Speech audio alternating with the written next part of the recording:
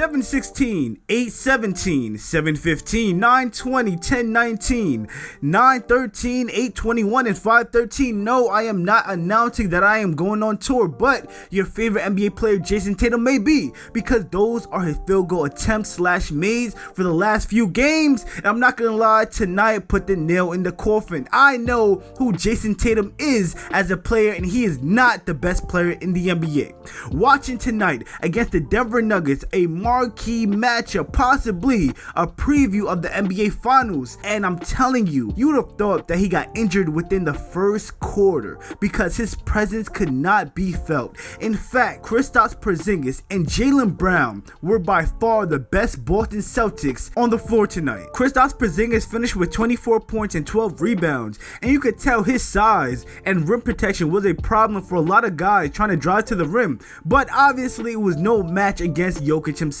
And Jaylen Brown was the driving force anytime the Celtics needed a bucket. He finished with 41 points, 14 rebounds, 4 assists, 2 steals, and was by far the best Boston Celtic. Then you have a guy like Derek White, who many people were pushing to be an all-star this year, and he only dropped 7 points. Then you have Jrue Holiday, who we know his offensive struggles happen in the playoffs, and this guy only drops 12 points. I mean, for the deepest team in the entire NBA, the best team in the entire league, I mean, people were comparing this Boston Celtics team to the 2017 Warriors. That's Warriors with KD. They were comparing this Boston Celtics team to the 96 Bulls, the Bulls with the gold on it. Now, yes, this team has improved their in-between game, but y'all know I'm not a fan of Mazzulla ball. This team shot 11 of 38 from 3. That's 28%. You're not going to win games when your offense is so heavily reliant on the three-pointer. You live and die by that, and they died tonight. I mean, just because you beat up on the Dallas Mavericks, who have been struggling,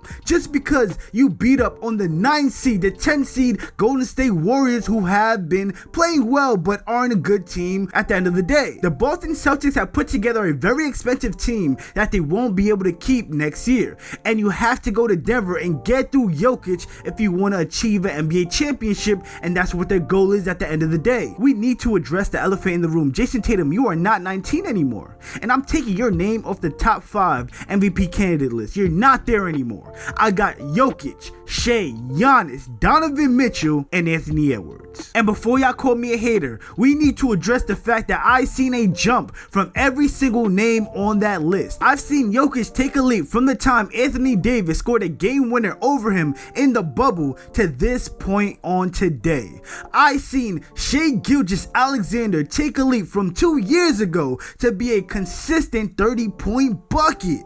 I've seen Donovan Mitchell take a leap this year in his playmaking and defensive abilities. And I've seen Anthony Edwards mature as a leader on both offense and defense and lead this Timberwolves team to the #1 seed in the West. Jayson Tatum, where is your leap? A lot of people like to forget this, but Jayson Tatum had a lot of stinkers last year in the playoffs, specifically in that Philly series. If they did not make it out, the fingers were going to be pointed at Jayson Tatum, but I will commend him for having that 51-point explosion and getting the Boston Celtics out of that series. However, they were the favorites, and in the Eastern Conference Finals, going down 3-0 against the 8th seed, I know this Miami Heat team did some very historical things in the playoffs last season. I understand that, but still, you still have to hold Jayson Tatum accountable. There is no reason the Boston Celtics team, with how talented they were last season, to go down 3-0 against Jimmy Butler, who is not 100%. Caleb Martin, Bam Adebayo, Duncan Robinson, and them boys? Man, I say all that to say, just because this year's Boston Celtics team had a freak off against the Golden State Warriors and blew them backs out, does not mean we should jump the gun and automatically deem this team to be in the NBA Finals. They still got a long way to go. With that being said, guys, man, I am back on YouTube, man. Your boy NBA Addict TV, and I'll see y'all next video.